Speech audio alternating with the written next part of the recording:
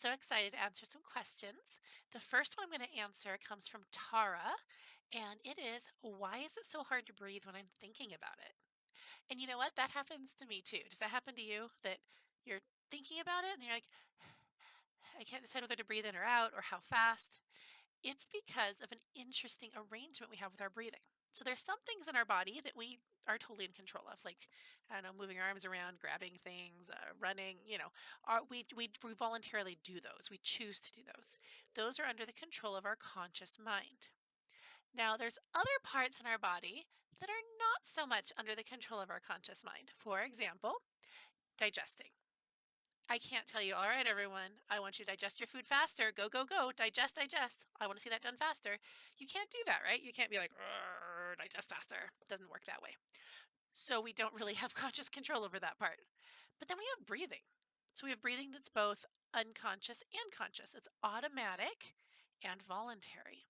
So breathing normally we don't think about at all. So how do we know to breathe? Well, it's based on how much carbon dioxide is in our blood. So it's not oxygen or needing more oxygen that makes you take another breath.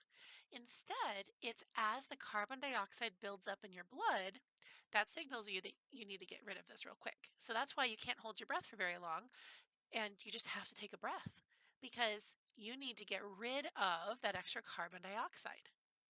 So when you're not thinking about it, the carbon dioxide sets how fast you breathe, how deeply you breathe, all those things. And so it's perfectly in balance with what you need, right? Because it's exactly what you need to get rid of exactly the right amount of carbon dioxide to feel right.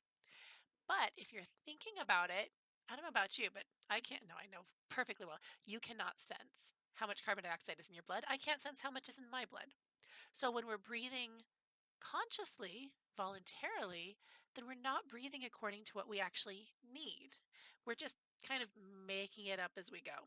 And sometimes that can be very helpful. If you're working on calming yourself down through deep breathing, sometimes that can be helpful depending on how you do it. Sometimes deep breathing is actually going to make you feel lightheaded and dizzy because you're not getting the right amount of carbon dioxide.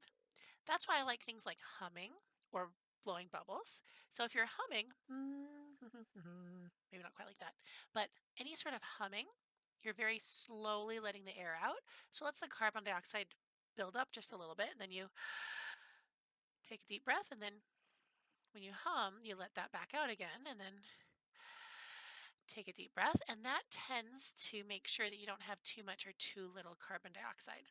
Same if you pretend to blow bubbles. So similar idea. But if you take deep breaths, we're going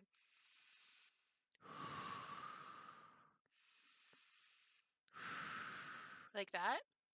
I don't know about you, but I get really lightheaded and dizzy because I do too good a job of breathing. I'm getting so much carbon dioxide out of my blood that I feel all weird in my head and I get tingly in my fingers. It's not a good feeling. So, if you have the same problem, don't worry, totally normal. It's a carbon dioxide thing. And it's totally solvable by either just letting your body take over and do your breathing for you, or if you're working on slowing down your breathing to stay calm, try something like humming or bubble breathing because those kinds of things are going to help slow you down and make sure you don't blow off too much carbon dioxide. If you have a question, you can send it to me and I will record the answer and then you can watch it later. I look forward to getting your questions.